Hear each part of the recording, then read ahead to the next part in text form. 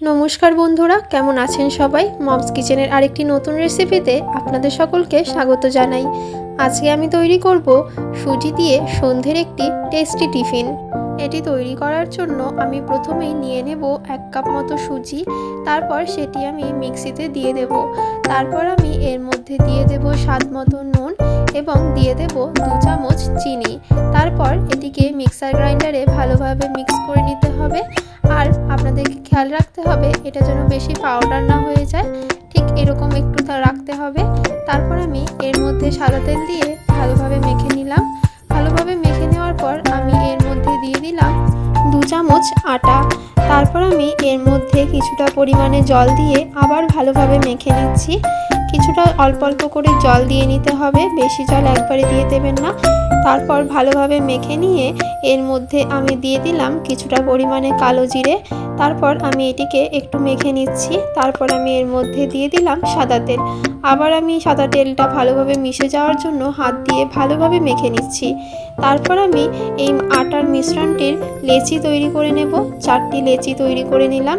এবার ওটিকে আমি সাইড করে রেখে এদিকে আমি তৈরি করে নিলাম ময়দা আর তেল দিয়ে একটি মিশ্রণ। এবারে আমি এই মিশ্রণটি তৈরি করে সাইড করে রেখে দেব।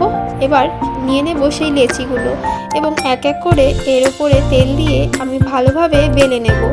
একটা একটা করে লেচি বেলে নেওয়ার পর সেই রুটিগুলোর ওপরে সেই তেল এবং ময়দা দিয়ে তৈরি করে রাখা মিশ্রণটি আমি দিয়ে দেব এবং তার উপরে কিছুটা পরিমাণে ময়দা ছিটিয়ে নেব।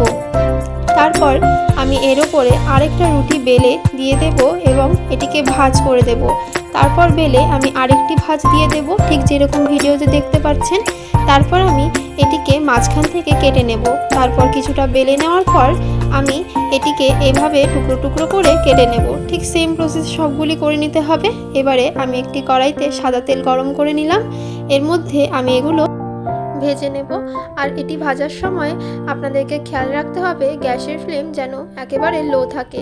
লো ফ্লেমে ভাজলে তবেই কিন্তু ওপরটা আর ভেতরটা দুটোই ভালোভাবে ভাজা হবে। আর যদি আপনারা হাই ফ্লেমে ভাজেন তাহলে কিন্তু ওপরটা পুড়ে যেতে পারে আর ভেতরটাও কাঁচা রয়ে যেতে পারে। যে কারণে আমি এখানে কিন্তু একদম লো ফ্লেমে ভেজে নিয়েছি। আর এদিকে আমাদের তৈরি হয়ে গেল সন্ধে চা দিয়ে খাওয়ার জন্য একটা টেস্টি টিফিন।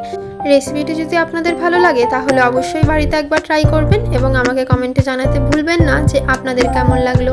ভিডিওটি যদি আপনাদের কিছুটা ভালো লেগে থাকে তাহলে অবশ্যই একটি লাইক করে পাশে থাকবেন।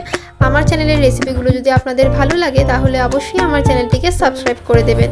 আজকের মতো এইটুকুই। দেখা হচ্ছে আবার পরবর্তী একটি নতুন রেসিপি নিয়ে মমস কিচেনের আরেকটি নতুন ভিডিওতে।